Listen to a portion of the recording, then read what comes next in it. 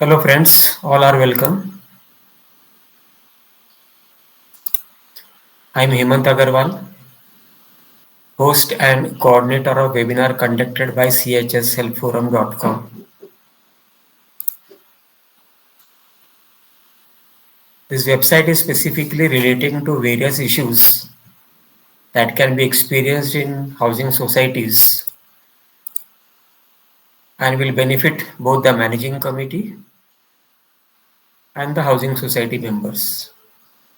The website has very simple language articles, draft of applications, our earlier webinar videos, now it is over 100 videos, and more shall be added as and when time permits. This knowledge and experience sharing webinar is conducted in very simple, ordinary, non-technical and non-legal language and can be easily understood by all our friends over here. Today's topic is society management, how to do basic ideas, society management में difficulties क्या क्या आ सकती हैं, अड़चने क्या क्या आ सकती हैं, disputes, तकरार वगैरह नहीं सुनता है आदमी,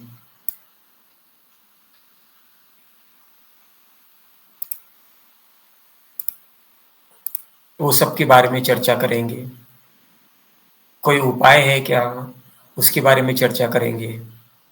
मैनेजिंग कमेटी या जनरल मेंबर्स परेशान करते हैं सोसाइटी को, तो उनके ऊपर क्या क्या पनिशमेंट हो सकती है, ये सब चीज़ों के बारे में हम ब्रॉडली चर्चा करेंगे.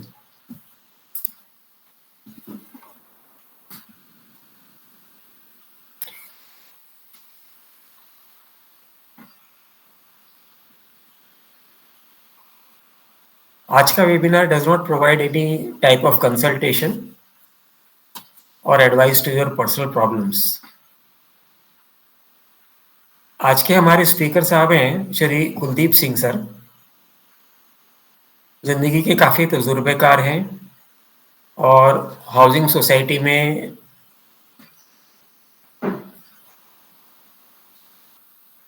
चेयरमैन का पोस्ट भी देख चुके हैं और आज के दिन पे भी अपने सोसाइटी के मैनेजिंग कमेटी को हेल्प करते रहते हैं. जिंदगी के काफ़ी उतार चढ़ाव को उन्होंने देखा है, सोसाइटी में कैसा होता है वगैरह वगैरह. So on behalf of all our friends here, we invite him to narrate his experiences. Kuldeep sir, we respectfully invite you to share your knowledge and experiences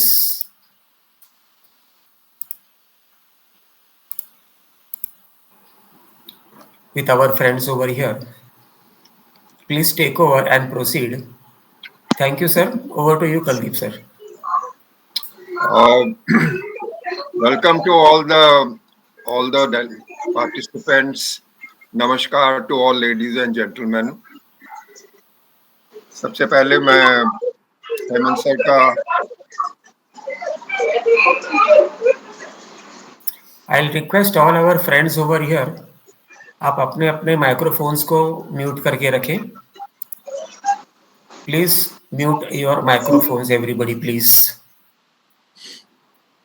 Kuldeep sir, sorry, please go ahead. Not at all, sir. तो मैं धन्यवाद कहना चाहूँगा अपने advocate Hemant Agarwal sir को, जिन्होंने मेरे को ये अपॉर्चुनिटी दी है आपसे अपना एक्सपीरियंस शेयर करने की. पहले भी मैं आपसे कुछ वेबिनार कंडक्ट कर चुका हूँ. आज का विषय हेमंत सर ने ऑलरेडी आपको बताया है. मेन जो अपना टॉपिक है वो सोसाइटी मैनेजमेंट है और उसमें how is the first component कि हमको मैनेजमेंट ऑफ सोसाइटी कैसे करना चाहिए. उसके बाद में आती हैं डिफ़िकल्टीज़, प्रॉब्लम्स, तो उनको कैसे, उनके सॉल्यूशंस क्या हैं, तो वो भी हम टुवर्ड द एंड थोड़ा डिस्कस करेंगे। लेकिन पहले वेबिनार्स की तरह जहाँ के हम एक स्पेसिफिक टॉपिक लेते थे और उसमें फिर हम चर्चा करते थे कि भाई इसके उपाय क्या-क्या हैं, सॉल्यूशन क्या-क्या हैं।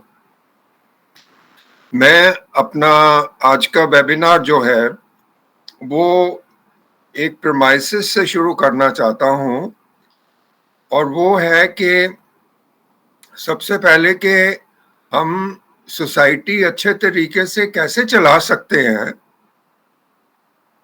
ताकि कोई ऐसी प्रॉब्लम आए ही ना अपने सामने और हमको कोर्ट कचहरी के डिप्टी रजिस्ट्रार, जॉइंट रजिस्ट्रार के चक्कर ही ना काटने पड़े। मेरा ख्याल हमारे को सबसे पहले ये समझना ज़रूरी है, जैसे कि अपना इंडियन लॉ में सब कुछ दिया हुआ है कि अगर कोई नागरिक कोई गलती करता है तो उसका ऑफेंस क्या है, उसके ऑफेंस का उसको ट्राई करने के लिए प्रोसीजर क्या है, और वो सब कुछ बताया हुआ है।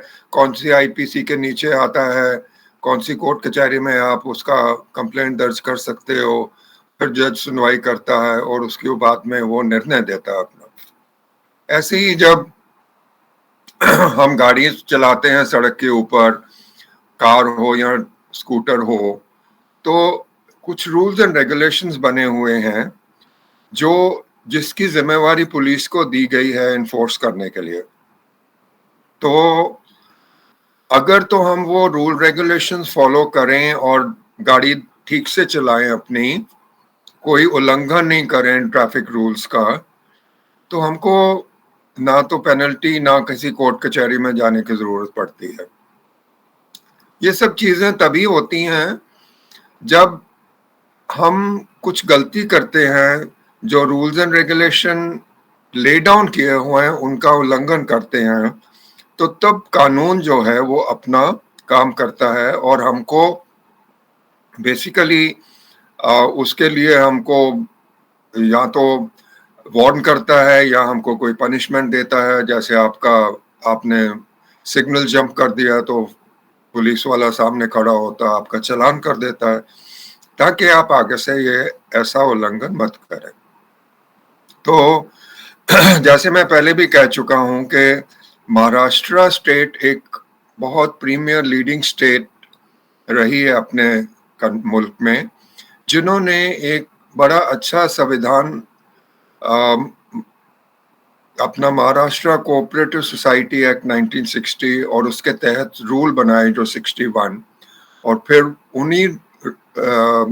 उन्हीं सोसाइटी रूल्स रेगुलेशन से हमको आगे सोसाइटी के बाय लॉज मिले।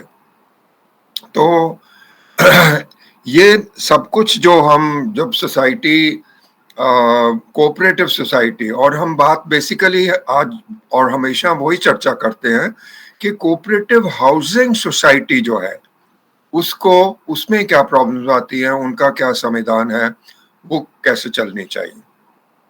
तो इसलिए हम चर्चा बेसिकली कोऑपरेटिव हाउसिंग सोसाइटी की कर रहे हैं और हम उसी विषय के ऊपर अपना वेबिनार लिमिट करेंगे।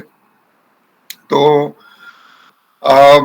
सबसे पहले तो मैं ये, जैसे मैंने आपको बताया कि अगर सोसाइटी की जो मैनेजिंग कमेटी है जिसको हम चुनते हैं 5 साल के लिए, वो अपना ठीक तौर तरीके से रूल्स रेगुलेशंस को फॉलो करते हुए अपनी सोसाइटी की अफेयर्स मैनेज करें, तो मैं ये समझता हूं कि वो बहुत अच्छी खुशहाल सोसाइटी होती है। क्योंकि जब आप सारा कुछ रूल्स रेगुलेशन के हिसाब से करते हो तो किसी को कोई तकलीफ नहीं होती, हम सबको रूल्स रेगुलेशन के बीच में काम करना पड़ता है। मेंबर्स के भी राइट्स एंड रिस्पॉन्सिबिलिटी दिए हुए हैं, सोसाइटी के भी, मैनेजमेंट के भी राइट्स एंड रिस्पॉन्सिबिलिटीज दिए हुए हैं, एक्ट में भी दिए हुए हैं और बाय लॉ में भी दिए हुए हैं। तो before we really come to the real management, मेरे हिसाब से हम मेंबर्स जो होते हैं सोसाइटी के, चाहे वो 50 हों या 25 हों या 100 हों या 500 हों या 700 हों, क्योंकि सोसाइटी के डिफरेंट डिफरेंट साइजेस होते हैं, तो सबसे पहले तो हमारी जिम्मेवारी ये बनती है कि हम एक अच्छी कमिटी का चुनाव करें। दैट मीन्स हम अच्छे लोगों को कन्विंस करें, क्योंकि ये बहुत एक थैंकलेस जॉब है जिसमें हर एक सोसाइटी के मेंबर को खुश रखना ऑलमोस्ट इम्पॉसिबल होता है, नामुमकिन होता है। तो इसलिए ये हमको बेसिकली, और कोई आगे आना चाहता नहीं है ये काम करने के लिए।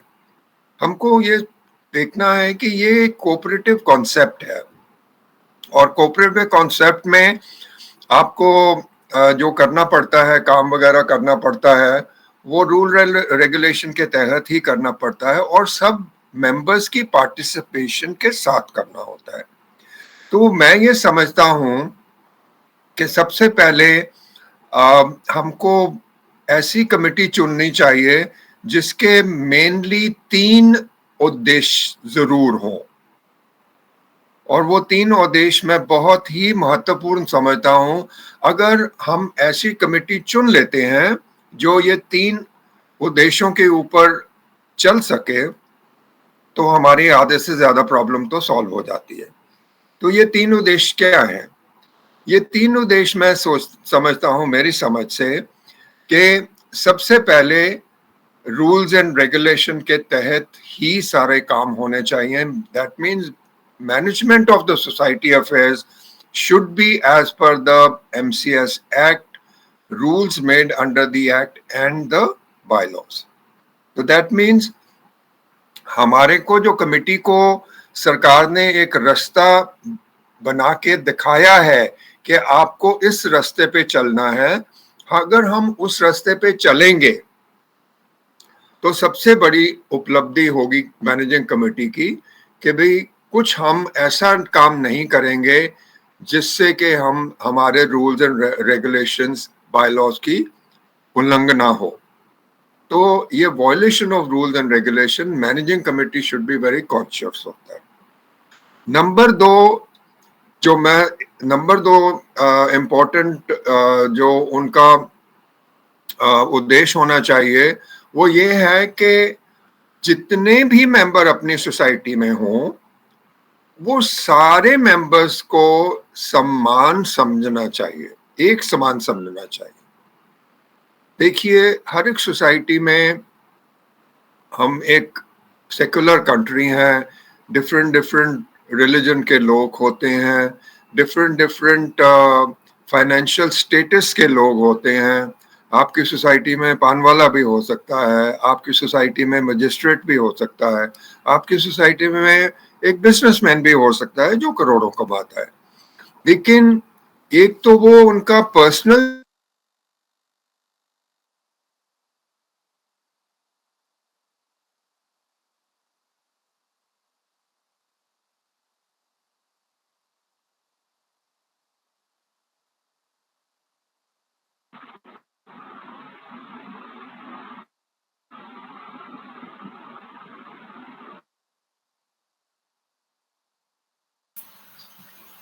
Friends just hold on, I think Kuldeep sir की लाइन,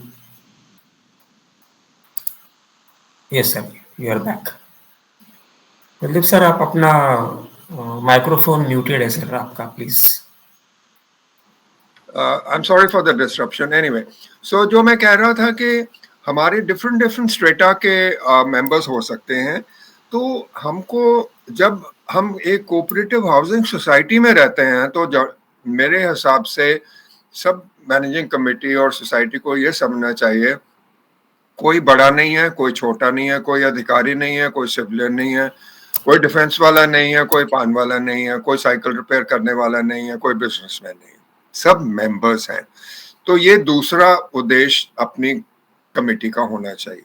और तीसरा सबसे इम्पोर्टेंट उद्देश्य जो अपनी कमेटी का होना चाहिए वो ये होना चाहिए कि भाई ये जो सोसाइटी का पैसा है, जो हम सोसाइटी फंड बोलते हैं, जिसको हम मेंबर्स की कंट्रीब्यूशन से मेंटेनेंस फंड, सर्विसेज चार्जेस की तहत हम इकट्ठा करते हैं, कि वो एक अछूत कमोडिटी है।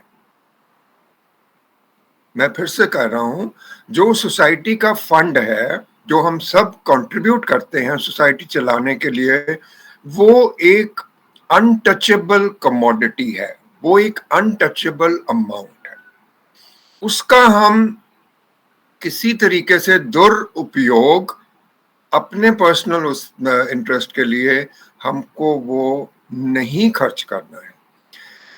जो एमसीएस एक्ट का सेक्शन 72 है, सेक्शन 72 बहुत बहुत क्लियर है कि सोसाइटी का जो भी कामकाज मैनेजिंग कमेटी को उनको दिया जाता है करने के लिए, वो काम जो है एक कोऑपरेटिव कॉन्सेप्ट के अंडर किया जाता है, और general body is the supreme authority to take decisions on all the aspects of the society management। और उसमें जो है वो ये भी आता है कि भाई आप पैसा जो खर्च करना चाहते हैं, वो पैसा आप अपनी मनमानी से अपने किसी काम के लिए नहीं खर्च कर सकते हैं। वो सब कुछ दिया हुआ है, बायलॉ में दिया हुआ है कि किस किस के ऊपर कर सकते हैं, कितना खर्च कर सकते हैं, रिपेयर एंड मेंटेनेंस में कितना खर्च कर सकते हैं। तो बाकी जो सारा कुछ, अगर हमको पैसा इकट्ठा करना है सोसाइटी की, या तो मेजर रिपेयर के लिए, या मान लो कि सड़कें बनाने के लिए, या हमको क्लब हाउस बनाना है, या कुछ भी हमको करना है, उसके ऊपर वॉलंटरी कंट्रीब्यूशन चाहिए, तो ये सब चीजें जो हैं वो जनरल बॉडी में अप्रूव होनी चाहिए, पास होनी चाहिए, और तभी जो है वो कलेक्शन करी जानी चाहिए, और उसका खर्च भी मैनेजिंग कमेटी को उसी तरह से करना चाहिए। तो ये तो इसमें कोई शक नहीं है कि अगर managing committee rules and regulation के तहत सारा कुछ अपना management of affairs of the society करती है, तो जैसे मैंने आपको 3 चीजें बताई, under rules and regulation, treating everyone, every members as equal, with ये नहीं है कि आपने देखा, मेरा नाम देखा तो मेरे लिए आपने छूट दे दी किसी चीज के लिए, हेमंत सर का देखा तो उनको फाइन लगा दिया उसके लिए, मैंने गलत पार्किंग करी है मेरे को छोड़ दिया, हेमंत सर ने गलत पार्किंग करी है तो उनको एक फाइन लगा दिया। तो ये सब चीजें जो हैं ये ऐसे नहीं होनी चाहिए। सारे मेंबर्स जो हैं वो एक समान समझने जाने चाहिए। लेकिन एक और भी चीज जो सबसे महत्वपूर्ण है कि हम मेंबर्स की भी जिम्मेवारी बनती है कि हम अपनी आंखें और कान हमेशा खोल के रखें और हम देखें। इस चीज का एहसास हमको होना चाहिए कि मैनेजिंग कमेटी कैसे काम कर रही है, और अगर मैनेजिंग कमेटी ठीक से काम नहीं कर रही है, बायलॉज और जो कानून बने हुए एमसीएस एक्ट में उनका उल्लंघन कर रही है, तो फिर हमको किसी मेहरबानी की जरूरत नहीं, हमको वो जिम्मेवारी लेनी चाहिए कि भाई हमको ये जो है उसके हमको we need to bring it to the notice of the members, and we have to even if required to take that decision, call a special general body meeting under section 96 of the act। हमको वो step भी लेना चाहिए। मैं आपको एक simple सी उदाहरण देता हूं। जब हमारे बच्चे घर में, देखो बच्चे बच्चे होते हैं, उनको पढ़ाई से ज्यादा खेल कूद में ज्यादा रुचि रहती है। तो हम क्या करते हैं एज पेरेंट्स, हम एज पेरेंट्स प्रकाश मोरे जी, आप प्लीज अपना माइक म्यूट कर लीजिए। प्रकाश सर, या थैंक यू। तो हमको अपने हम जब घर में अपने बच्चों की परवरिश करते हैं, वो स्कूल जाते हैं, बड़े होते हैं, तो उनकी रुचि ज्यादा खेल कूद में रहती है, तो हम क्या करते हैं, हम उनको बोलते हैं कि नहीं भी आपका ये जो जरूरी है, इसके लिए हम आपको जो है वो इतना समय दे सकते हैं, आप सारा टाइम वो नहीं कर सकते खेल। तो हम उनको मतलब कि एक तरीके से रेगुलेट करते हैं। तो इसी तरह से मैं समझता हूं कि एक बार आपने 5 साल के लिए कमेटी चुन ली, अगर आप उनको कुछ नहीं बोलोगे, इफ जैसे आप बच्चों को कुछ नहीं बोलोगे कि वो कुछ भी करते रहें, तो आई एम अफ्रेड वो बच्चा जो है, जैसे कि मैनेजिंग कमेटी है, जब मैनेजिंग कमेटी को ये पता लगे कि हमारे ऊपर कोई चेक एंड बैलेंस नहीं है, तो मैनेजिंग कमेटी अपनी मनमानी कर सकती है। अगर किसी मेंबर के साथ आपको लगे कि भी इसके साथ अन्याय किया है या दिस थिंग, तो आपको आवाज उठानी चाहिए। मैं ये नहीं कहता हूं कि हर एक चीज आपको एक जनरल बॉडी में लाने की जरूरत है, ये आपस में चर्चा करके मैनेजिंग कमेटी के साथ बैठ के उनसे ये जो समस्या है उनका डिस्कस करना चाहिए, और वो डिस्कस करके आपको उसका हल निकाल के सोल्यूशन उसका निकालना चाहिए। तो सबसे पहले कभी भी आपको कभी भी कोई भी प्रॉब्लम होती है या किसी दूसरे मेंबर को प्रॉब्लम होती है, आपके दोस्त को प्रॉब्लम होती है, तो आपको बेसिकली सबसे पहले वो जो है मैनेजिंग कमेटी के नोटिस में लाना है, उनके साथ बैठ के बातचीत करनी है, उसका हल निकालने का प्रयास करना है। अगला स्टेप तभी आता है अगर आप उसमें सफल ना रहें, उस एक्सरसाइज में सफल ना रहें, अगर कुछ ऐसे मुद्दे हैं जो कि बहुत सारे मेंबर्स को अफेक्ट करते हैं, आपने 96 के तहत अगर आपने स्पेशल जनरल बॉडी मीटिंग बुलाई और स्पेशल जनरल बॉडी मीटिंग में आपने डिस्कस किया, कोई निर्णय लिया या उधर भी कोई सोल्यूशन नहीं मिला, तो तब ये जो है वो आपको दरवाजा जो है वो अपनी अथॉरिटीज जो है, रेगुलेटरी अथॉरिटीज जैसे डिप्टी रजिस्ट्रार, जॉइंट रजिस्ट्रार और दूसरे जो हैं फेडरेशन या whatever it may be under, जिसके भी दायरे में वो कंप्लेंट आती हो, तो सबसे पहले जो हल है हमको निकालना चाहिए इन द सोसाइटी इटसेल्फ।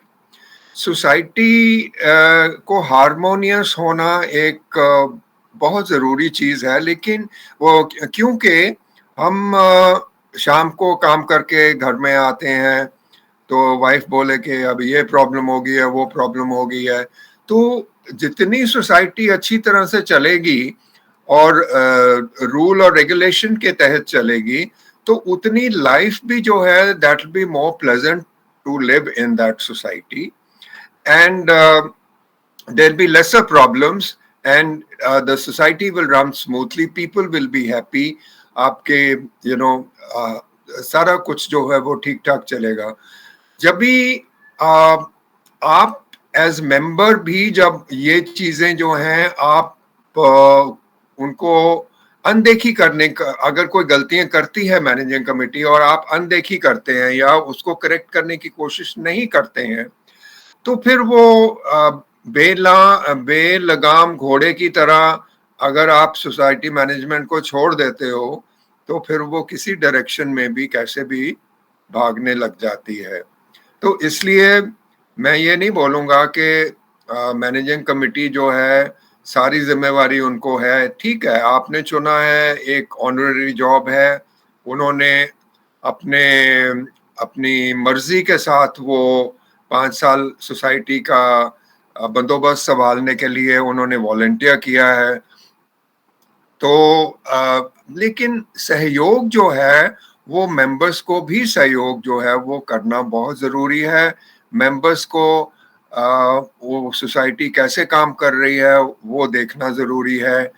स्पेशली अभी कैसे होता है कि अगर फंड्स वगैरह मिसयूज करने शुरू हो जाएं, और उसमें क्या होता है कि अगर मैनेजिंग कमेटी जब आप बैलेंस शीट बनाती है और वो बैलेंस शीट को अडॉप्ट करने के लिए जनरल बॉडी मीटिंग में रखा जाता है। तो ये सारी चीजें जो हैं आपको स्क्रूटिनी करनी है, क्योंकि मैनेजिंग कमेटी जब आपको नोटिस देती है जनरल बॉडी मीटिंग का 14 दिन पहले, तो उसमें एजेंडा भी होता है, उसमें ये भी होता है कि भी ये बैलेंस शीट है हमारी, ये इनकम एंड एक्सपेंडिचर अकाउंट है, और आपको टाइम दिया जाता है एज मेंबर्स के भी आपने कोई भी बुक्स ऑफ अकाउंट आपने चेक करनी है तो आप आके चेक कर सकते हैं, सोसाइटी ऑफिस में टाइम दिया जाता है। और मैं ये देखा है मैंने कि सोसाइटी अभी कितनी बड़ी हो, मेरी सोसाइटी 600 से ज्यादा है, लेकिन उधर रजिस्टर रखा हुआ होता है कि भी आप कोई भी मेंबर आके जो बुक्स ऑफ अकाउंट चेक कर सकता है। और बहुत दुख लगता है जब देखे हो कि उसके बाद में कि सिर्फ 4 आदमी या 3 आदमियों ने जाके इस बुक्स ऑफ अकाउंट देखे हैं, उन्होंने अपना इंटरेस्ट जो लिया है देखने के लिए कि भी ये जो बैलेंस शीट में जो खर्चे दिखाए हुए हैं वो किस पे हुए हैं, कैसे हुए हैं, उसका प्रोसीजर क्या अडॉप्ट हुआ है। तो ये चीज बड़ी दुखद होती है कि आपकी सोसाइटी 600 मेंबर से ज्यादा है और सिर्फ 3-4 मेंबर या 5 मेंबर ही जाके सिर्फ बुक्स ऑफ अकाउंट चेक करते हैं। और फिर इसका मतलब क्या हुआ? Even when you go to the general body meeting, आपको हम एज ए नॉर्मल लेमैन तो हम इतने काबिल होते नहीं है, पढ़े लिखे नहीं है कि भी हम बैलेंस शीट को हम डिकोड कर सकें कि भी ये बैलेंस शीट में जो बैलेंस क्रेडिटर है, बैलेंस जो डेबिट है, क्रेडिट है, ये जो एक्सपेंडिचर है, सारी जो हेड्स हैं, हम कितने अवगत होते हैं। अगर हमने कुछ अकाउंटिंग नहीं की अपनी जिंदगी में तो हमको इसका ABCD भी मालूम नहीं होता। तो फिर उधर क्या होता है, उधर वही तू मैं होती है, कुछ लोग क्वेश्चन उठाते हैं, कुछ लोग मैनेजिंग कमेटी जवाब देती है, and most of the members जो हैं वो एज म्यूट स्पेक्टेटर्स देखते रहते हैं। और मैनेजिंग कमेटी क्योंकि एक नॉर्मल उस पे भी चलती है कि भी देखो हम तो आपकी सेवा कर रहे हैं, हम तो ये ऑनररी जॉब दे रहे हैं, तो मेंबर्स नॉर्मली ज्यादा रेजिस्ट करते नहीं हैं ऐसी चीजों के ऊपर, और वो हाथ खड़े कर देते हैं और बैलेंस शीट पास हो जाती है, हालांकि वो बैलेंस शीट में गलतियां भी हों। तो जेंटलमैन, मैं बेसिकली यही बताना चाहता था कि अगर हम सारा कुछ कानून के हिसाब से, ये 3 जो मेन मुद्दे आपने मेन लक्ष्य रखे थे कि भी कानून के हिसाब से चले society as per rule regulation, किसी के साथ डिस्पैरिटी नहीं होनी चाहिए, और जो सोसाइटी के अकाउंट्स हैं उसको जो है बिल्कुल अनटचेबल समझ के जुडिशियसली खर्च करना चाहिए। ये मैनेजिंग कमेटी का कर्तव्य है कि भी कोई भी खर्चा जो करना है उसको अपनी मैनेजिंग कमेटी मीटिंग में डिस्कस करके और देख के कि भी ये खर्चा उचित है कि नहीं। अगर मोटा खर्चा है तो उसकी आपको उसके टेंडर फ्लोट करने चाहिए। टेंडर फ्लोट करने के बाद में आपको कोटेशंस मिलेंगी। कोटेशंस करने के बाद में आप कॉन्ट्रैक्टर्स या वो काम रिपेयर का काम करने के लिए आप उनको मौका देते हो कि भी आप आओ, हम आपसे बातचीत कर दें, शॉर्टलिस्ट करते हो। उसके बाद में आप एक कंपैरेटिव स्टेटमेंट बनाते हो जो आप जनरल बॉडी में रखते हो। या अगर आपने रिपेयर एंड मेंटेनेंस फंड से आपकी लिमिट के बीच में आपने स्पेंड करना है, जैसे कोई भी सोसाइटी जो होती है 50 के ऊपर अगर मेंबर हो तो उनकी 1 लाख की लिमिट होती है रिपेयर एंड मेंटेनेंस के लिए, एक आइटम के ऊपर। तो मतलब ये है कि वो काफी पैसा खर्च कर सकते हैं अंडर रिपेयर एंड मेंटेनेंस, लेकिन उनको जुडिशियसली ये देखना चाहिए कि भी ये खर्चा उचित है, इसकी हमने कोटेशन मंगाई है, चाहे 90,000 का खर्चा हो, 90,000 भी सोसाइटी के लिए मायने रखता है। तो उसके लिए ये नहीं है कि आप एक बंदे को पकड़ के उसको बोलो कि भी ये कर दे, जहां कोटेशन मंगाओगे तो हो सकता है आपका काम 80,000 में हो जाए और 10,000 की बचत हो जाए। तो इसलिए ये जो है सब चीजें आपको ये चेक्स एंड बैलेंस भी आपको रखने हैं। मैनेजिंग कमेटी जिनको आपने खड़ा करना है उनका मॉरल टर्पिट्यूड जो है मैं समझता हूँ बहुत इंपॉर्टेंट है। जिनको आपने मेंबर्स को जो आप चुनाव जिनको वोट डालते हो जाके, कि उनका मॉरल टर्पिट्यूड करेक्ट, उनका ये देखना है कि ये जो है वो ढंग से चलाएंगे, पैसे का मिसयूज या मिस एप्लीकेशन नहीं करेंगे, तो आपको ऐसे लोग चुनने चाहिए। तो ये हमारी जिम्मेवारी बन जाती है। बाकी जैसे मैंने बोला कि रूल्स एंड रेगुलेशन तो सारे ही जो हैं वो ले डाउन किए हुए हैं, उनमें थोड़ा सा डाउट हो सकता है, उनमें थोड़ा सा कंफ्यूजन हो सकता है, लेकिन आई थिंक मोर और less most of the bylaws they lay down exactly as to what needs to be, how the society needs to be run. तो मेरे कहने का मतलब ये है कि आप एकदम एक बार 5 साल के लिए सोसाइटी चुन के उनको अनदेखी मत करिए, उसके बाद में पार्टिसिपेट करिए in this thing. Internal audit के लिए वॉलंटियर करिए, आप इंटरनल ऑडिट होना चाहिए हर साल जो सोसाइटी अकाउंट का है, तो उसमें आप हिस्सा लीजिए, उसमें देखिए कैसे करते हैं। बिकॉज इंटरनल ऑडिट में जब आप अगर हिस्सा लेंगे तो आप कोर्स करेक्शन कर सकते हैं, यानी कि एक क्वार्टर में मान लो उन्होंने एक गलत खर्चा किया हुआ है या वो गलत तरीके से उन्होंने खर्चा किया हुआ है, तो आप उसी टाइम पे अगर पॉइंट आउट करेंगे तो अगले 3 क्वार्टर और साल के जो हैं उसमें वो ध्यान रखेंगे कि भी हमको ऐसे नहीं करना, क्योंकि इंटरनल ऑडिट कमिटी ने ये चीज की ऑब्जर्वेशन डाली है कि भी आपने ये ठीक ढंग से आपने ये खर्चा नहीं किया है। तो इसलिए मैं कह रहा हूं कि ये एक वन साइडेड अफेयर नहीं होना चाहिए, पार्टिसिपेशन होनी चाहिए। अभी अगर आप पार्टिसिपेशन नहीं करते हैं और सोसाइटी एक बेलगाम घोड़ा बन जाती है, तो उसके बाद में हम सब लोग फिर डंडा लेके खड़े हो जाते हैं, बोलते हैं देखो सोसाइटी ने इतना नुकसान कर दिया, उन्होंने ये कानून के खिलाफ उन्होंने ये काम कर दिया, इसकी अनुमति नहीं ली जनरल बॉडी से। तो फिर हम उस पे आ जाते हैं कि उसमें प्रॉब्लम्स क्या होती हैं, डिफिकल्टीज क्या होती हैं, उसमें सॉल्यूशंस क्या हैं, तो हम अगली स्टेज पे पहुंच जाते हैं। तो लेकिन मैं वही कह रहा था कि अगर हम कॉन्शियस रहें तो फिर हम उस सिचुएशन में नहीं पहुंचे। अभी जो अगर हम हमारी सोसाइटी में क्या होता है कि सारे ही मेंबर जो होते हैं कमेटी के, क्योंकि कोरम आजकल 11 से लेके 19 तक कोरम अभी ले डाउन किया हुआ है सोसाइटी के मेंबर्स का, कमेटी का।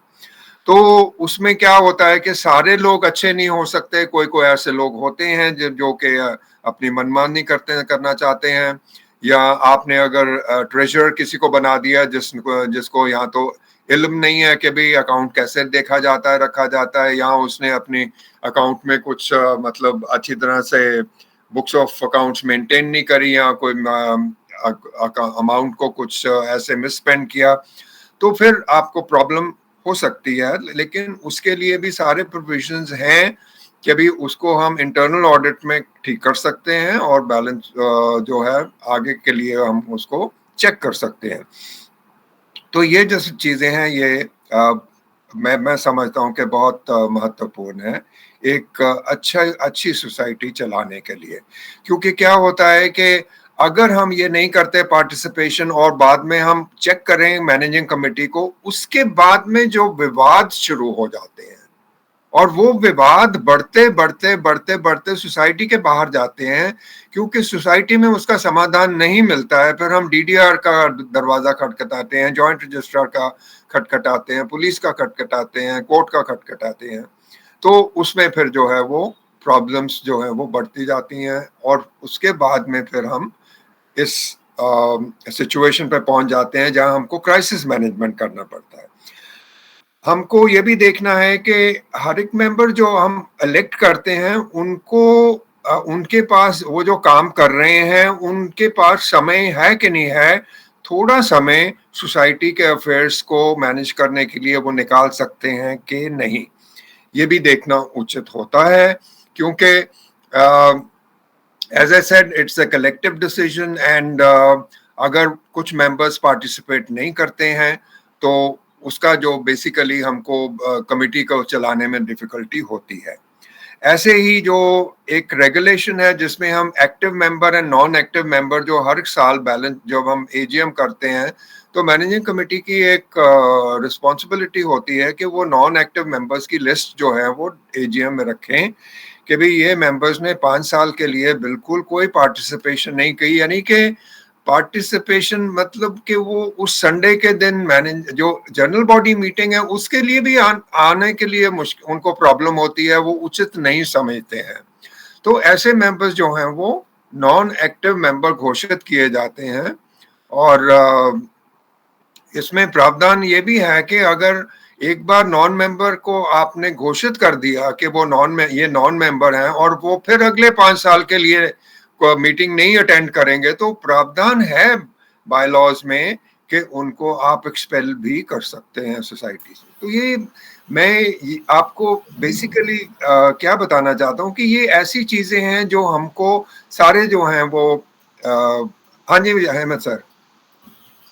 Kuldeep sir, please try to conclude in 2-3 minutes. We have got a lot of questions coming in. Okay, तो अभी फिर मैं जो एंड पार्ट है वो उसके ऊपर मैं आता हूँ कि वो हम पहले भी couple of times we have discussed.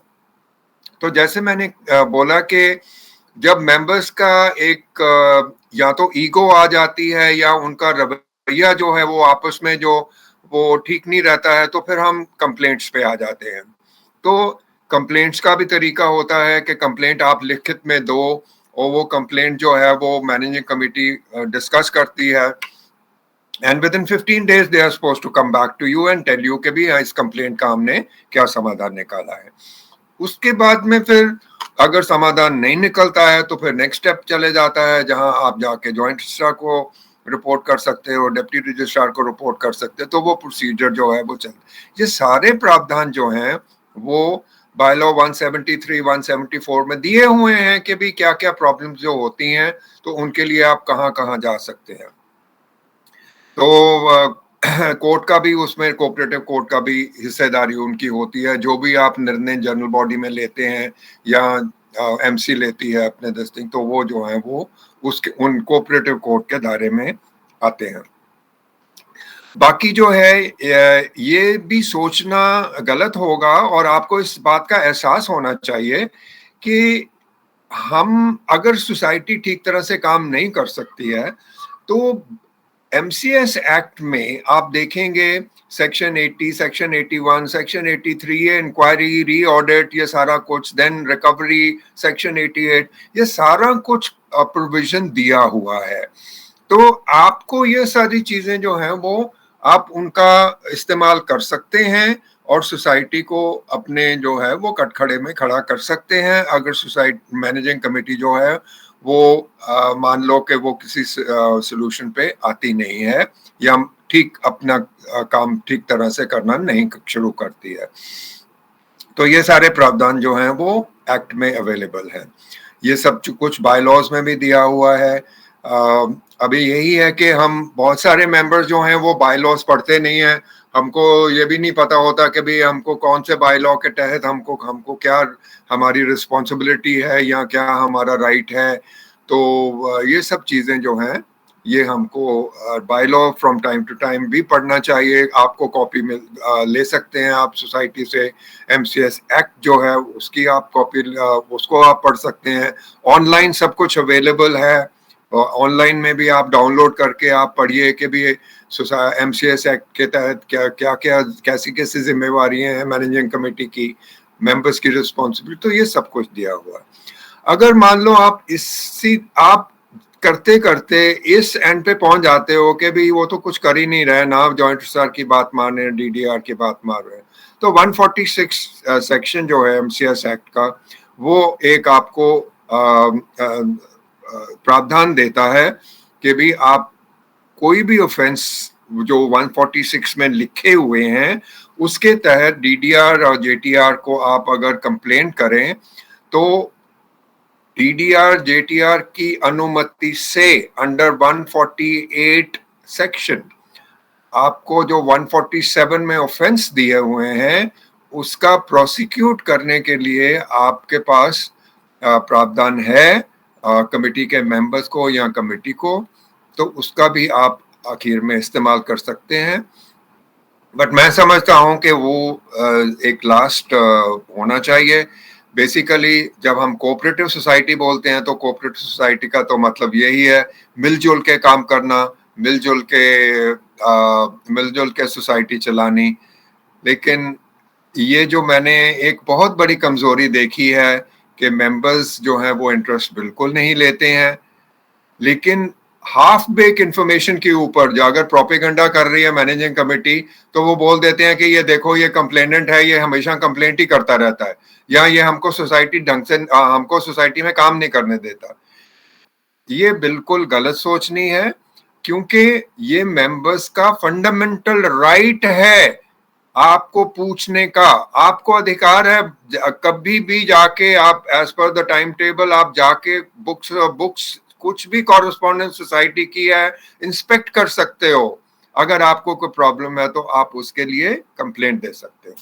तो इन शब्दों के साथ मैं अपना वेबिनार अभी खत्म करता हूं। बाकी I am sure question answers में और काफी कुछ हमको बात करने का मौका मिलेगा। Over to you, Hemant ji. Thank you. Kuldeep sir, एक टेक्निकल चीज है, आपका इतना बड़ा तजुर्बा है जिंदगी का, सोसाइटी में रहने का वगैरह। एक चीज देखा है कि मुझे मैनेजमेंट नहीं आता है, लेकिन इलेक्शन के टाइम पे मैं एकदम एक्टिव हो जाता हूँ और मुझे इलेक्शन लड़ना है और मैनेजिंग कमेटी के कुर्सी पे भी आना है। ध्यान रहे कि मुझे ज्ञान नहीं है, जैसे आपने कहा, ना तो बाय लॉ पढ़ा, ना तो एक्ट पढ़ा, ना तो रूल्स पढ़ा। मैं क्यों आना चाहता हूँ कुर्सी पे, उसके ऊपर कुछ आप टिप्पणी करें। सर अच्छा क्वेश्चन, एक्चुअली आपका क्वेश्चन बहुत अच्छा है, जो मैं अपने वेबिनार में अपना उसमें बताना मिस कर गया हूँ। और वो है अपना देयर इज अ प्रोविजंस के either 10 rupees per member or whatever we decide in the general body, we can collect the amount. There is a provision to collect the amount on training purposes. और ये training जो है, ये training staff of the society office जो run करती है, training of the committee and also the training of the members. तो ये एक प्रावधान जो है जिसमें again the managing committee is suppose to organize these things and from time to time utilizing this money, because ये जो पैसा इकट्ठा होता है 10 रुपए या जो भी आप डिसाइड करते हैं 10 से ज्यादा, वो उसके तहत उनको जरूर ट्रेनिंग का भी थोड़ा सा करना चाहिए फ्रॉम टाइम टू टाइम, कि भी मेंबर्स को अवगत कराया जाए कि भी ये सोसाइटी जो मैटर्स हैं उनको मैनेज कैसे किया जाता है।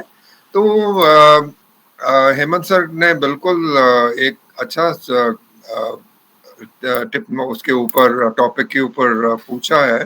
तो मैं समझता हूँ कि ये और ये फिर मैं वही बोलूंगा कि ये हमारा सबका जिम्मेवारी बनती है, क्योंकि अगर हमको सोसाइटी में रहना है, अगर हमको ही देखना है कि भी ये काम ठीक ढंग से कर रहे हैं कि नहीं, तो हमको बाय-लॉ मालूम नहीं है या एक्ट के सेक्शन मालूम नहीं है, तो हम उनको क्या चेक कर सकते हैं। कुलदीप सर, कहीं ऐसा तो नहीं है कि मुझे मैनेजिंग कमेटी में ज्ञान नहीं है लेकिन मुझे आना है?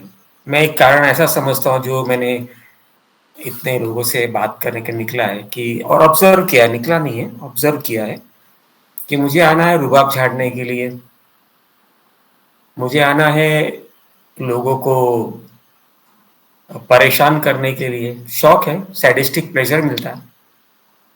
कुर्सी पे आने के बाद में हर कोई थोड़ा सा, क्या कहते हैं, शेरगिरी हो जाता है, अपने अपने लोगों को अपना नहीं समझता है। उसके पहले तक वो अपने लोगों को अपना समझता था। उसके चाचा थे, उसके मामा थे, उसके भांजे, सब थे। अगल बगल में भाई बहन बोल के बात करेगा, ब्रदर बोल के बात करेगा, उसके बर्थडे पार्टी में भी जाएगा, तब करेगा। लेकिन एक बार कुर्सी पे आने के बाद में चेयरमैन बन गया, सेक्रेटरी बन गया, तो रवैया, एटीट्यूड चेंज हो जाता है। एटीट्यूड चेंज हो जाता है। उस समय उस मैनेजिंग कमेटी को ये समझ में नहीं आता है, मेंबर को, कि लोगों के ऊपर दबाव डालना, लोगों को धमकी देना, इंटिमिडेशन करना या थ्रेटन करना, या उनकी ट्रांसफर फाइल्स टाइम पे नहीं करना, या मैनेजिंग कमेटी की मीटिंग अटेंड नहीं करना, हम तो यहाँ पे ऐसा सोचते हैं कि मैनेजिंग कमेटी की मीटिंग अटेंड नहीं किया तो ज़्यादा से ज़्यादा 3 मीटिंग अटेंड नहीं किया तो हमको कमेटी से बाहर निकाल देंगे। संभावना क्या है? क्या उसके ऊपर क्रिमिनल केस किया जा सकता है?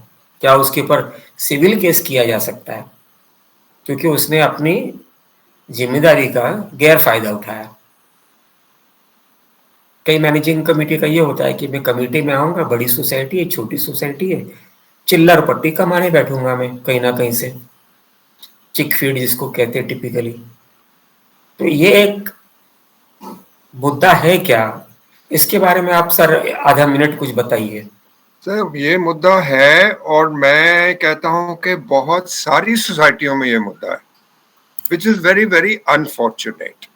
इसीलिए जो आपने ग्रुप बनाए हुए हैं, जितने हम इतने लोग जुड़े हुए हैं आपके सोसाइटी मैटर्स ग्रुप में, आप देखो कोई भी मैसेज जो डालता है, ये नहीं डालता कि मेरी सोसाइटी बड़ी अच्छा काम, मैनेजिंग कमेटी अच्छा काम कर रही है। तो ये घर घर की कहानी है, हर सोसाइटी की कहानी है। लेकिन इसका जैसे हेमंत सर ने पूछा कि भी अपना देखिए, सारी अगर मैनेजमेंट कमेटी ऐसे हो जाए तो उसका तो फिर आपको जाके फरियाद करनी पड़ेगी जॉइंट रजिस्ट्रार को या डीडीआर को कि भी इनको हमारे सर के ऊपर से आप प्लीज निकाल दीजिए। दैट इज वन, उसके लिए सब प्रावधान दिए हुए। लेकिन अगर कोई ऐसे कमेटी का छुटपुट मेंबर, एक दो मेंबर जो ऐसे बिहेव करते हैं, तो there is a provision in the law, by laws, कि भी आप उसको नो कॉन्फिडेंस मोशन पास करके उस मेंबर को निकाल सकते हो। 1/3 of the committee can move a no confidence motion.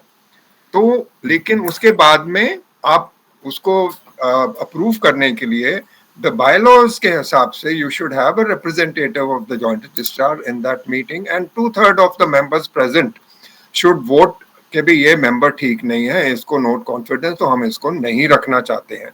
तो सबसे पहले तो वो एक सिंगल मेंबर या 2-3 मेंबर, अगर 1-2 मेंबर हो तो उनको निकाल के कर सकते हैं।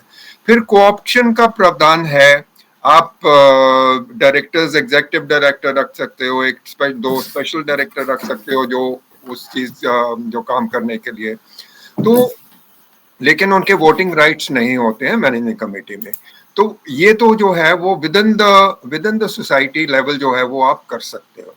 लेकिन अगर आप जैसे हेमंत सर ने पूछा कि भाई आप सिविल केस और क्रिमिनल केस अगर कर सकते हो, और सर सबसे पहली बात तो ये है कि जो एग्रीव्ड मेंबर है, पहले तो उसको ही देखना पड़ेगा अपना कि भी मैं करना चाहूंगा ये कि नहीं।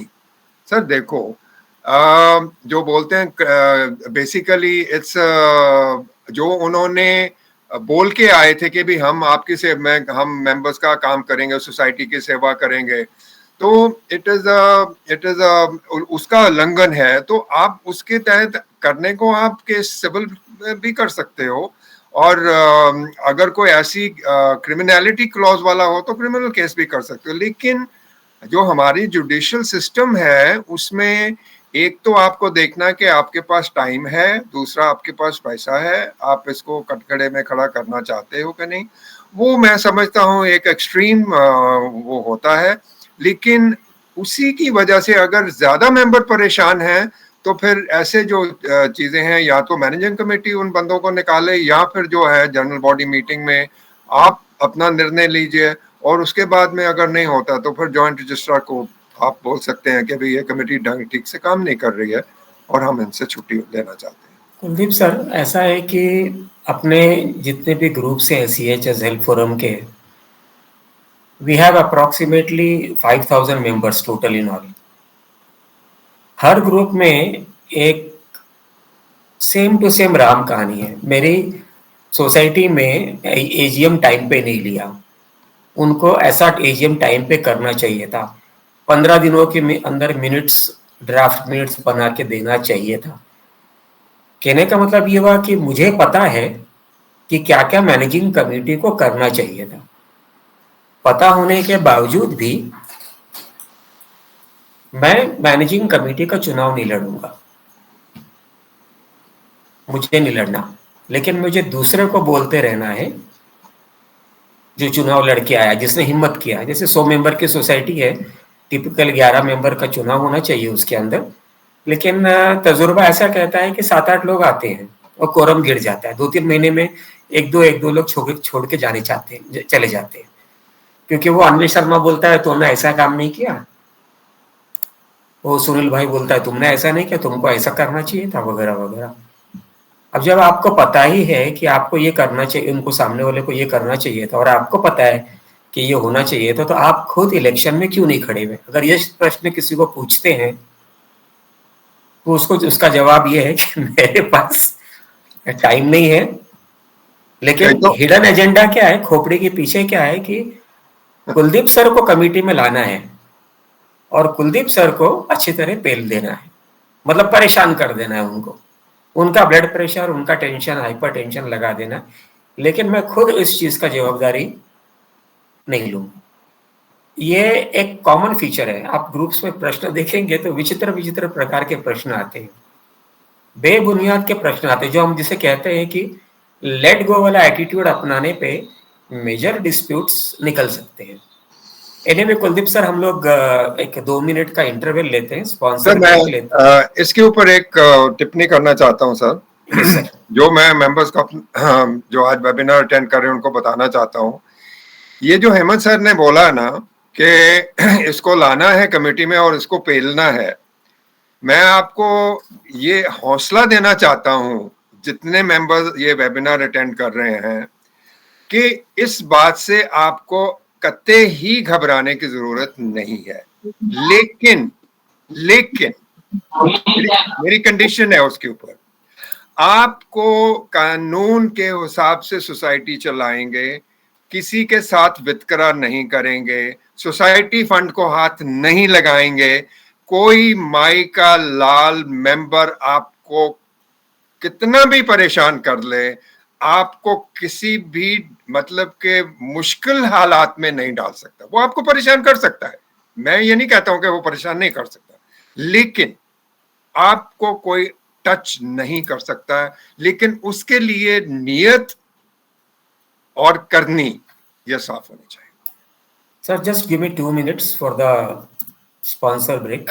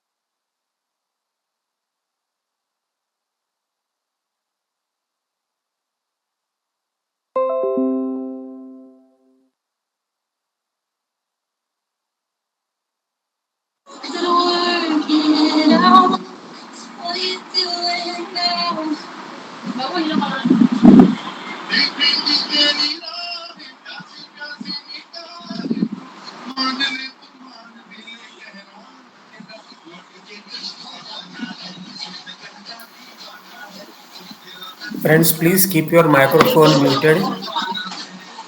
All friends are requested to keep their microphones on mute.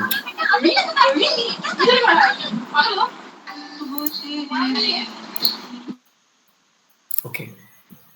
Friends, we will take up our question and answer session today. प्रश्न जो भी पूछना है आपको आज के विषय पर ही होना चाहिए। आज का विषय है सोसाइटी मैनेजमेंट, कैसे चलाना है, क्या क्या डिफिकल्टीज आपको आ रही है या आप क्या महसूस कर रहे हो डिफिकल्टी आपके मैनेजिंग कमेटी से, आपके क्या डिस्प्यूट्स हैं या मैनेजिंग कमेटी क्या डिस्प्यूट क्रिएट करता है। अगर आपके पास कोई सॉल्यूशन है और किसी मेंबर का आप जवाब देना चाहते हो तो you are welcome. Please do not ask any non-topic related questions. Friends who want to ask questions, please click on the hand symbol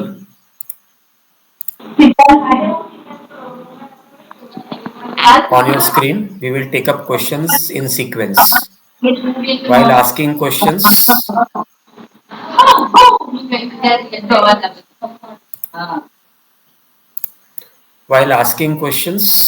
please switch on your video. Due to time limit on our webinar, we are taking up only one short question per person. This webinar or our speaker does not provide any type of consultation or solutions to your personal issues. Hence, please do not ask contact details of our speakers. Knowledge and experience sharing is based on take it or leave it basis without any type of liability or responsibility whatsoever and whichsoever. So our first question is by Mr. Kapadia.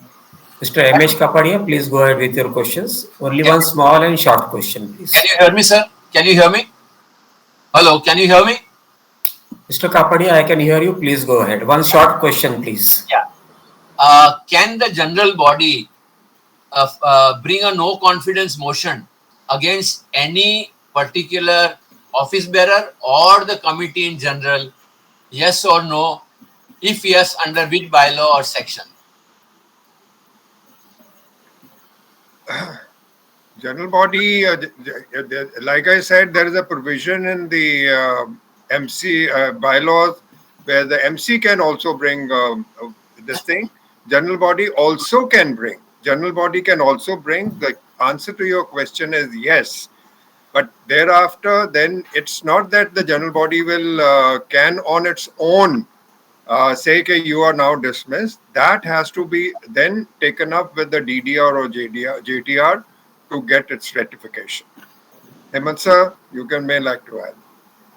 Yes, Mr. Kapadia, ऐसा है कि 1/5 member का requisition चाहिए होता है, letter चाहिए होता है, एप्लीकेशन चाहिए होता है, साइन बाय 1/5 मेंबर। ये प्रोविजन सेक्शन 76 में दिया हुआ है।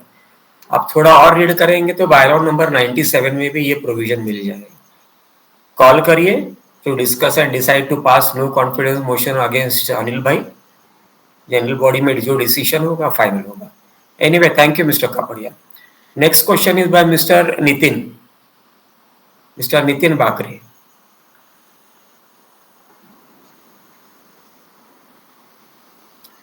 Okay. Next question is by Mr. Anup Kumar. Mr. Anup Kumar.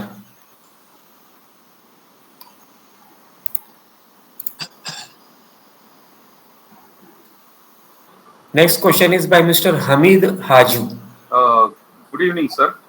Good evening, sir. My short question will be, my society for the last 4 years, since 2019, they have not made any AMC contract with the lift vendor, and they are paying 3,30,000 per annum without any contract, including GST. And the lift condition is so bad, sir. Sir, every second day we have issues like the lift free falling down, the lift not working, lift giving abnormal sound. So every second day, sir, we are facing this problem. So now, since there is no AMC contract, the vendor is just raised his hand that he cannot do anything. But now what can be done, sir? Hamid sir, this is one of the primary responsibility of the managing committee to maintain the property of the society in good working condition, good condition. तो AMC contract AMC हो या ना हो वो बात अलग है, लेकिन अगर वो 3 लाख रुपया हर साल स्पेंड कर रहे हैं लिफ्ट्स को मेंटेन करने के लिए विदाउट AMC कॉन्ट्रैक्ट, तो वो अगर जनरल बॉडी में अप्रूव नहीं हुआ है तो वो बायलॉज का उल्लंघन है। और आप इस मुद्दे को जो है वो जॉइंट रजिस्ट्रार या डिप्टी रजिस्ट्रार के सामने रख सकते हो ये कंप्लेंट, एंड उसकी सुनवाई हो सकती है, and proper action can be taken against the managing committee. Sir question उसका ऐसा है कि now who, if any untoward incident happen, who will be caught liable? Because we are paying maintenance, the amount is being debited from the society account, but lift is not being maintained. Yeah, so एक contractor के साथ कुछ तो मतलब terms and conditions तो होंगी ना। अगर उसको 3 लाख रुपया दिया है, उसको सिर्फ ये तो नहीं वर्बल तो नहीं दे दिया कि भी तेरे को 3 लाख रुपया देंगे तुम सोसाइटी ठीक रखना। कुछ ना कुछ तो वो एनुअल मेंटेनेंस कॉन्ट्रैक्ट की शक्ल में ना हो, लेकिन कोई टर्म्स एंड कंडीशंस तो होंगी ना उसकी। और रिस्पॉन्सिबिलिटी है हामिद जी, सोसाइटी मैनेजिंग कमेटी की रिस्पॉन्सिबिलिटी मेंबर्स के टुवर्ड्स मेंबर है। It is the managing committee which is responsible to the members. You get the point? And in turn, the contractor is also responsible to the managing committee कि अभी तुमको पैसा दे रहे हैं इतना, तुम मेंटेन नहीं कर रहे हो। बट ये एक गलत प्रोसीजर है। Proper terms and conditions, whether you call it annual maintenance contract or 3 monthly maintenance contract or whatever maintenance contract, उसका उल्लंघन है तो contractor is liable. Managing committee की जिम्मेवारी है कि वो ध्यान रखें कि भी लिफ्ट जो हैं वो कॉन्ट्रैक्ट के हिसाब से ठीक चलती रहनी चाहिए, और मनी स्पेंड करने के लिए जनरल बॉडी की अनुमति होनी चाहिए। हामिद साहब को मेरा एक प्रश्न है। हामिद साहब, आपने बोला कि भाई AMC नहीं लिया हुआ है, बैलेंस शीट में रकम गिर है, लिफ्ट ठीक से चल नहीं रही है, आपने ये भी कहा कि लिफ्ट गिर रही है।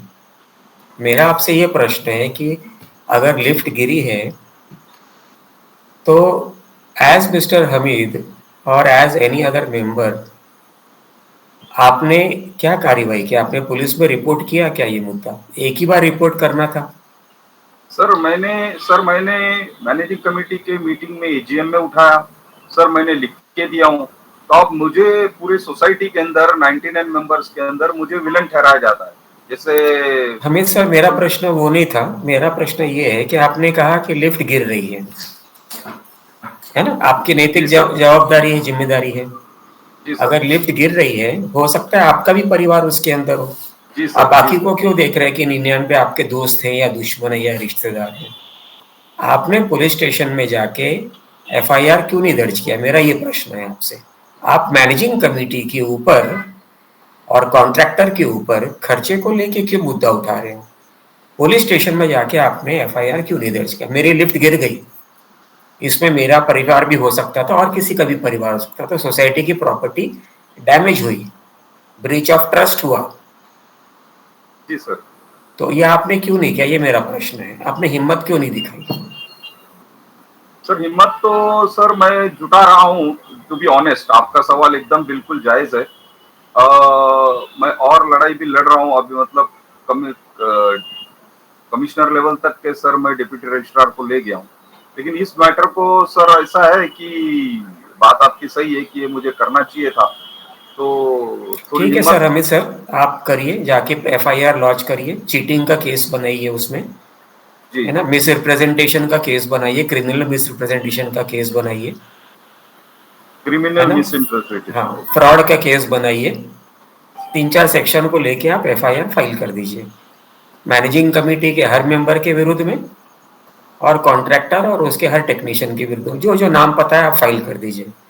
अगले दिन से काम होना शुरू हो जाएगा। ये हमारी गलती है हमीद साहब मेरी सर। गलती है कि मैं मुंह बंद करके बैठा रहता हूँ और मैं ये उम्मीद में रहता हूँ कि 99 से दोस्ती कर लूंगा, दुश्मनी कर लूंगा, लेकिन कार्रवाई नहीं करूंगा। सर एक रिक्वेस्ट, जरा जो क्रिमिनल मिस इंटरप्रिटेशन, फ्रॉड, और क्या बोले आप सर? पैसा खर्चा किया सोसाइटी का विदाउट एएमसी तो वो चीटिंग और फ्रॉड हो गया। जी, ठीक है। Okay sir. और सोसाइटी का पैसा खर्चा किया एएमसी करे बगैर और मेंबरों को तकलीफ हुई तो वो criminal misrepresentation, breach of trust, ये सब का भी ऑफेंस बनता है। आप कोई लोकल एडवोकेट को ले लीजिए, आपके थोड़ा सा एक 2-4 लोगों की टीम बना लीजिए और जाके कर लीजिए। Anyway, thank you mister Hamid for joining. Thank you so much sir. Next question is by mister Bipin Mehra. Mister Bipin Mehra.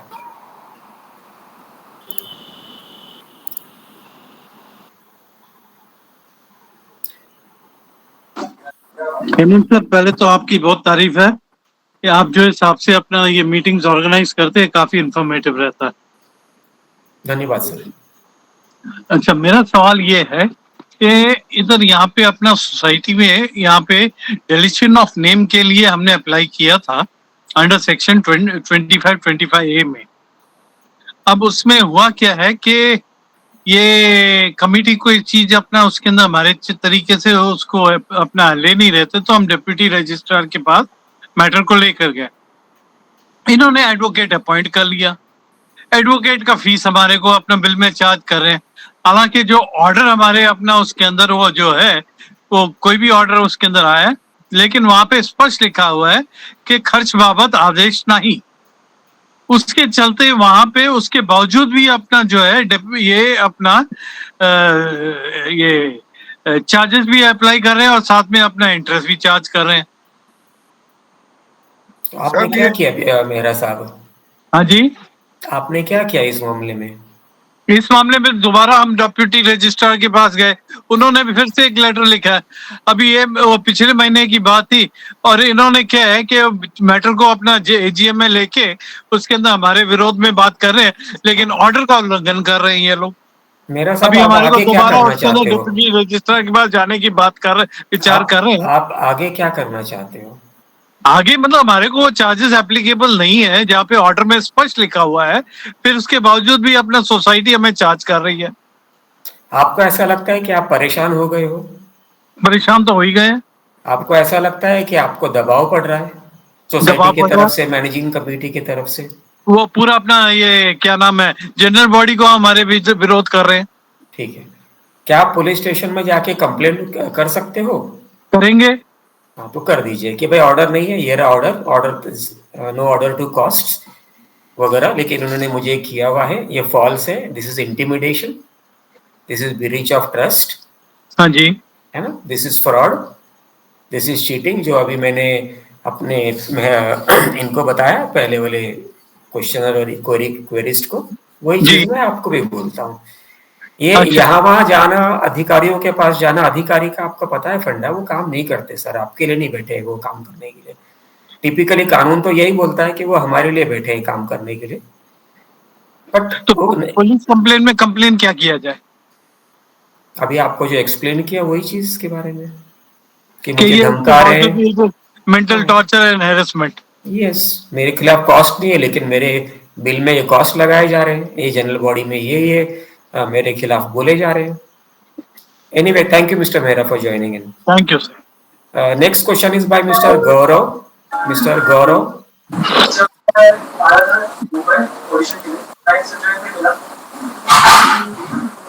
Thank you so much, Hemant sir. Yes Gaurav ji, बोलिए sir. So my question is, क्या हो रहा है सर? मैंने एसोसिएट मेंबरशिप के लिए apply किया था, तो अभी वो जो पॉइंट है वो तो मेरा कमेटी ने एक्सेप्ट नहीं किया, तो उसके लिए मैं अभी रजिस्टर के पास गया हूँ उस चीज के लिए। अभी सेकेंडली क्या हुआ है, इन्होंने अपना खुद एजीएम रख लिया, जिस एजीएम में मेरे फादर तो उनकी एज की वजह से और हेल्थ कंडीशन की वजह से अटेंड नहीं कर पाए, और मैं मेंबर नहीं था तो मैं भी नहीं कर पाया था। मतलब मुझे अलाउ भी नहीं किया था उन्होंने। तो उन्होंने उस एजीएम में क्या किया कि हमारे अपोजिट ऐसे कुछ प्रोपोगंडा कर दिया कि बाबा ये लड़का ऐसा है वैसा है, हमें कुछ धमकाता है, और इसके वजह से आप लोग चाहते हैं कि इसे मेंबर करे, एसोसिएट मेंबर। तो ऐसे कुछ बता के फिर सब लोग से उन्होंने ये ऐसे ना करके ये कर दिया है। अभी इसमें चीज क्या हो रही है कि मतलब मैं नहीं चाहता कि कुछ मतलब किसी के अपोज में मैं जाके कंप्लेंट करूँ, या मैं शांति से ये सुलझाना चाहता था। लेकिन अभी इसकी वजह से क्या हो रहा है, एक तो मेरी छवि खराब कर दी है इन्होंने, और अगर मैं ये इसके ऊपर अगर कोई लीगल एक्शन नहीं लेता हूँ तो मुझे ऐसा लग रहा है कि ये आगे जाके मेरे ऊपर कुछ लीगल एक्शन ले लेंगे, ऐसे कुछ गलत सलत ऐसे जैसे अभी तो बात की है, आगे जाके कुछ लीगल भी कर सकते हैं। तो मेरे पास क्या ऑप्शन होता है कि अगर मैं मैनेजिंग कमेटी को मतलब कंट्रोल करूं, या फिर ये आगे जाके कुछ बड़े ठीक है सर, आपका प्रश्न का जवाब हमारे तजुर्बेकार कुलदीप सर हैं, जिंदगी का बहुत बड़ा तजुर्बा है उनको। Kuldeep sir.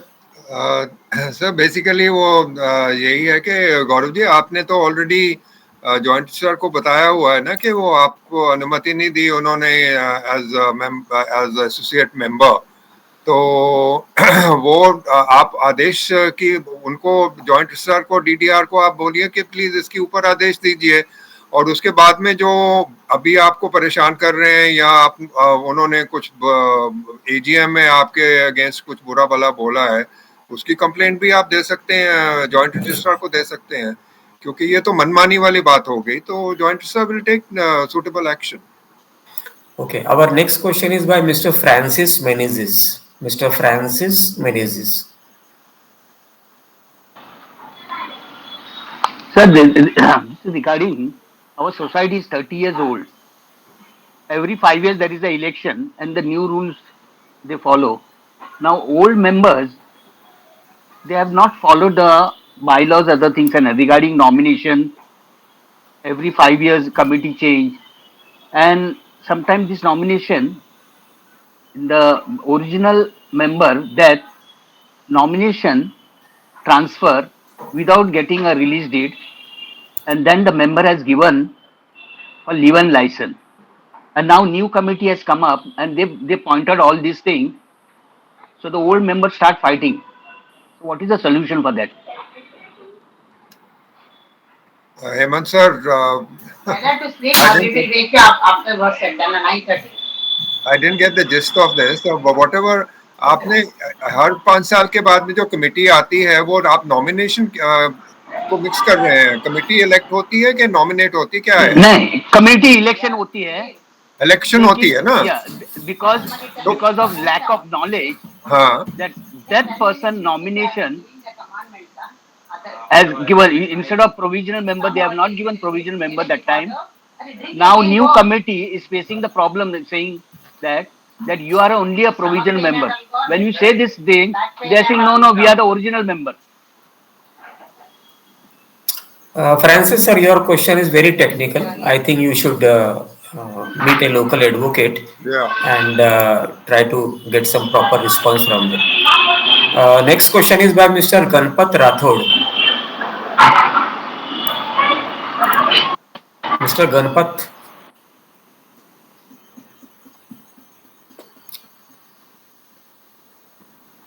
Mr. Ganpat. Okay, next question is by. Hello बोलिए सर। हाँ सर, मेरी सोसाइटी में कमेटी इलेक्ट होकर के मार्च 22 में कमेटी इलेक्ट हो गई, और उसके पहले एडमिनिस्ट्रेटर थे। एडमिनिस्ट्रेटर ने अभी तक भी है सोसाइटी का चार्ज नहीं दिया है एक्चुअली। तो और मीनवाइल मतलब दिसंबर में जो ऑफिस बियरर चेयरमैन इलेक्ट हुए थे उनको किसी वजह से यूएस जाना पड़ा 6 महीने के लिए। तो फिर जून में हमने मतलब नया चेयरमैन है वो बाकी कमेटी मेंबर थे उसमें से ये किया, चेयरमैन बनाया, और अभी तक भी उन्होंने चार्ज दिया नहीं है एडमिनिस्ट्रेटर ने। तो हमने मतलब वहां जाकर के बैंक में जाकर के अपना अथॉरिटी क्लेम किया कि हम कमेटी हैं और अभी हम साइनिंग अथॉरिटी हमारी रहेगी ऐसा करके। तो बैंक ने वो अप्रूव भी कर दिया एक्चुअली, और 1 महीने तक वो चला एक्चुअली। उसके बाद में 1 महीने बाद में वो जो एडमिनिस्ट्रेटर थे उन्होंने ये मतलब वहां कंप्लेंट किया बैंक को, रजिस्ट्रार को या किसी को बताया नहीं उन्होंने, और बैंक में कंप्लेंट किया कि ये जो चेयरमैन का इलेक्शन है वो इलीगल है ऐसा। तो और उसके ऊपर से बैंक ने उसको सस्पेंड कर दिया, हमारा अकाउंट है वो, और उसको अभी 40 दिन हो गए और उसकी वजह से चेक है वो मतलब इश्यू नहीं हो रहे। तो मैंने कंप्लेंट किया कि भाई मतलब ये एडमिनिस्ट्रेटर है, वो ऑथराइज मतलब वो एडमिनिस्ट्रेटर है कमेटी बनने के बाद में, इसके लिए आपके पास में क्या मतलब प्रूफ है? तो वो बैंक ने उसका कुछ जवाब नहीं दिया और अभी बैंक अकाउंट है, उसके कहने के ऊपर बैंक अकाउंट है वो सस्पेंड कर दिया। गणपत जी, सबसे पहले तो मैं आपको पूछना चाहूंगा कि आप जॉइंट रजिस्ट्रार के पास ये प्रॉब्लम नहीं लेके गए कि भी ये अभी हमारी इलेक्शन कौन करवाता है? आपकी कमेटी कितनी बड़ी है? 58 मेंबर्स। तो आपने अपनी इलेक्शन करी होगी ना, not under the arrangement of election of तो आपने इंटीमेट किया कि भी हमने कमेटी का इलेक्शन कर ली है और ये एडमिनिस्ट्रेटर है उसको हटाया जाए, आपने बताया जॉइंट रजिस्ट्रार को? नहीं, रिटर्निंग ऑफिसर वहीं से ये हुआ था, अपॉइंट हुआ। तो उसके रिटर्निंग ऑफिसर देखिए एडमिनिस्ट्रेटर, गणपत जी, एडमिनिस्ट्रेटर कौन बिठाता है? एडमिनिस्ट्रेटर बताता है जॉइंट रजिस्ट्रार। तो हाँ, तो वो सवाल तो ये है, now the thing is up to the joint, you should get the problem solve with joint sir, Hemant sir. हमने mister Rathore, you have asked your question, let the speaker answer it. Okay. ठीक है? If you keep on interrupting, you will not hear what the speaker is saying and nobody else will know कि what the speaker is saying and what you are saying. So let us follow some decorum. हम housing society में नहीं बैठे हैं sir, जहाँ पे 50 लोग एक साथ बोलने का सोचते हैं, अपना भड़ास निकालते हैं। हम यहाँ पे एक डेकोरम, एक डिसिप्लिन करना चाहते हैं, इसके लिए हम एक आदमी को एक बार बोलने का कोशिश करते हैं ताकि सबको समझ में आ जाए। आप वेबिनार में अकेले नहीं है इस समय, तो प्लीज अंडरस्टैंड दिस फॉर्मूला कि इन लाइफ ऑल्सो, घर पर भी बैठे हैं अगर आप, मियाँ बीवी भी है, बच्चे भी हैं, तो घर में भी एक ही आदमी एक टाइम पे बोलेगा, क्योंकि दो आदमी जब एक साथ बोलता है तो वाद और विवाद दोनों फट से पैदा हो जाते हैं, क्योंकि किसी ने सुना ही नहीं। आप बोल रहे हैं पीला है और वो बोल रहा है लाल है, और वो तीसरा सुन रहा है, वो बोलता है नहीं नहीं आपने तो ऑरेंज बोला, उसने ना आपका सुना ना उसका सुना, खिचड़ी पक गई सबकी। सर जी, कुलदीप सर, आपका क्या व्यू है मैंने अभी जो बोला? बिल्कुल सही बोला सर। और मैं गणपत जी को नहीं, क्या हुआ था कि हम थोड़ा सा, मैंने उनसे सवाल पूछ लिया कि आपने जॉइंट सर को ये रिपोर्ट किया नहीं, तो उन्होंने फिर बताया ऐसे। गणपत जी, आपने बहुत मतलब प्रॉब्लम अननेसेसरली पेचीदा की हुई है। मैं तो कहता हूं कि आपको रिजॉल्व क्या करना है, आपको रिजॉल्व ये करना है कि आप दो तलवारें एक म्यान में नहीं रह सकती है। There can be two controllers in the society, या तो होगा एडमिनिस्ट्रेटर या आपकी कमेटी होगी, तो दोनों तो बैठ नहीं सकते हैं उधर, दोनों ऑथराइज नहीं हो सकते चेक साइन करने के लिए। तो इसलिए ये मुद्दा जो है ये जॉइंट रजिस्ट्रार या डीडीआर के दायरे में आता है। आप उसको सॉल्व कीजिए, आपको बैंक से लड़ाई लड़ने की कोई जरूरत नहीं है। आप एक क्लियर डायरेक्टिव लीजिए कि भाई ये बंदा अभी जॉइंट एडमिनिस्ट्रेटर नहीं है, ये कमेटी है, ये चेयरमैन है, ये ऑफिस बेरर है, दैट्स इट। उसके बाद में आप अपना कामकाज चलाइए। Thank you. We will take up next question by Mr. Lalit Shrivastava. Mr. Lalit Shrivastava. Good evening, sir. मेरा थोड़ा statement है, not the question. Generally, what happens is the MC pleases those who are aggressive, and MC takes the revenge against who raises the concern. That's why the people are afraid to or don't want to get into the controversy and don't raise their concerns, although they are legally valid. So these are the real difficulties. And another point I want to generally the managing committee doesn't understand the law. Although you said that, means you pointed out very correctly in the beginning that they just want power. So these are the technical problems. I asked several times the people that why you want to become a chairman or secretary. No answer proper. बोलेंगे कि हम समाज सेवा करना चाहते हैं ये, but in general they don't. Means एक बार चेयर कुर्सी आ गई बस उसके बाद फिर रंग चेंज हो जाता है. ललित So जी ये how sir, so how to solve this kind of problem is it is very difficult. Means there are only 1 or 2 people in the entire society, as Hemant sir said in the beginning, who are the really means they raise the correct point and all these things, but the majority don't understand. They just follow the bhedchal type of things, and they are against this. So if you raise the correct question, you will be outcasted in the AGM and everywhere. Yes, sir.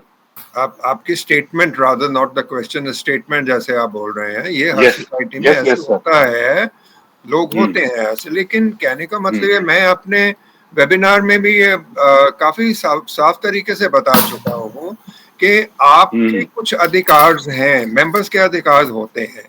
अगर आप अपना fundamental right of probing, asking managing committee के आपने ये खर्चा कैसे किया, ये आपने काम कैसे किया, ये आपने उल्लंघना क्यों की रूल की, अगर आप वो हिम्मत नहीं रखते हो, समझ आई ना बात, तो फिर हमको कंप्लेंट करने की भी हम कंप्लेंट उसकी नहीं कर सकते हैं. क्योंकि देखो ये तो कोऑपरेटिव सोसाइटी कॉन्सेप्ट क्या है कि सबको मिलजुल के काम करना है और अधिकार जो है मेंबर्स के उनको सुरक्षित रखना है. और जो मेंबर्स अपना अधिकार नहीं अगर एक्सरसाइज करेंगे तो मैनेजिंग कमेटी तो फिर बेलगाम घोड़ा बनने की दिशा में जाएगी वो. तो ये आपको मेंबर्स को तय करना है. We'll have to take up next question. We'll be concluding in 5-7 minutes. Yeah. Our next question is by Mr. Rakesh Malhotra. Hello. Thank you, sir. Sir actually मुझे पूछना था कि जैसे एजीएम होने के पहले 14 दिन पहले इनकम एक्सपेंडिचर और बैलेंस शीट और उनके साथ ऑडिट रिपोर्ट हो या और भी कोई रिपोर्ट्स होते हैं जैसे बोला गया है. तो मेरा क्वेश्चन था कि जब मैं बायलॉज या रूल में देखता हूँ ना, उसमें लिखा गया कि सॉरी 1 मिनट मैं देखता हूँ क्या लिखा है उन्होंने. शाल ले बिफोर सोसाइटी. तो उसमें ऐसा कोई बोला नहीं गया कि उनको सोसाइटी को देना चाहिए हर एक मेंबर को ये जो रिपोर्ट्स है. तो इसलिए मैं थोड़ा कंफ्यूज हूँ कि उन्होंने बताया कि मैं एजीएम में देना है, ना कि सोसाइटी के हर एक मेंबर को देना है. ऐसा बायलॉज में या इसमें कभी लिखा नहीं गया कि उनके सोसाइटी के हर एक मेंबर को दो. तो क्या डिफरेंस क्या है, कहाँ पे मुझे मिलेगा exactly wording sir? Kuldeep sir. नहीं, जो भी अगर आप अकाउंट्स की बात कर रहे हैं, बैलेंस शीट की बात कर रहे हैं, तो managing committee is required to share. Okay, ये नहीं है कि वो आपको दें. बट आजकल क्या है, क्योंकि हम ईमेल पे हैं तो उसके ऊपर आपको भी कॉपी भेज सकते हैं. वो देखिए, वो ऐसे समझी जाती है कि आपको कॉपी दी गई है क्योंकि आप उसको ईमेल के ऊपर पढ़ सकते हैं.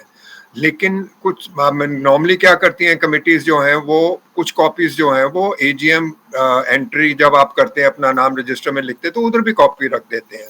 अगर आपको हार्ड कॉपी उठानी है तो आप उधर से भी उठा सकते हैं. पहली कॉपी जो है किसी भी अकाउंट की, जो वो आपको आपका अधिकार है क्योंकि वो आपसे शेयर करेंगे और आप उसको पढ़ सकते हैं. लेकिन इलेक्ट्रॉनिक मीडिया से ये दी जा सकती है, उसमें कोई प्रॉब्लम नहीं है. Okay, our next question is by Mr. Satish. Sir, our AGM is tomorrow, which is illegal. Switch on your video, sir.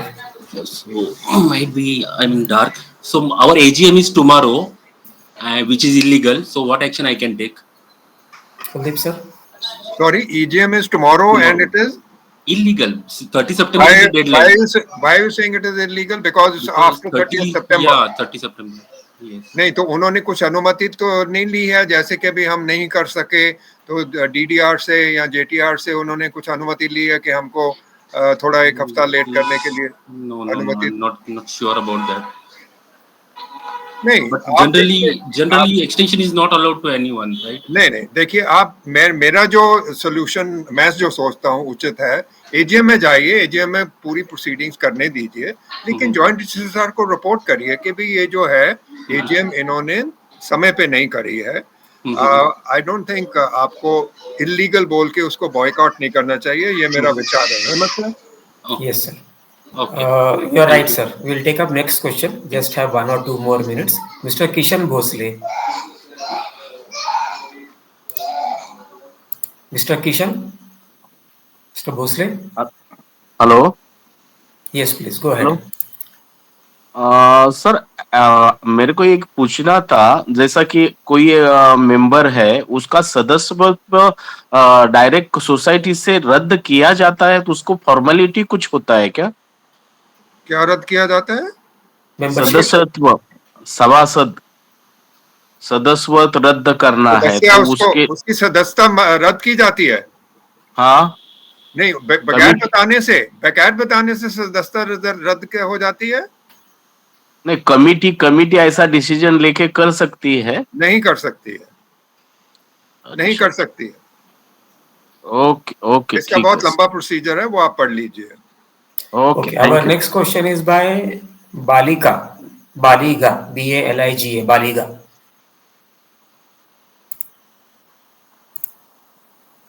Baliga Nagar, Jasmine.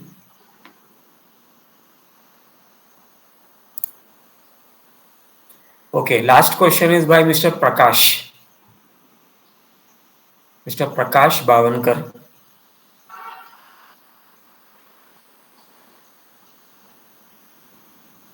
Mr. Prakash, please go ahead.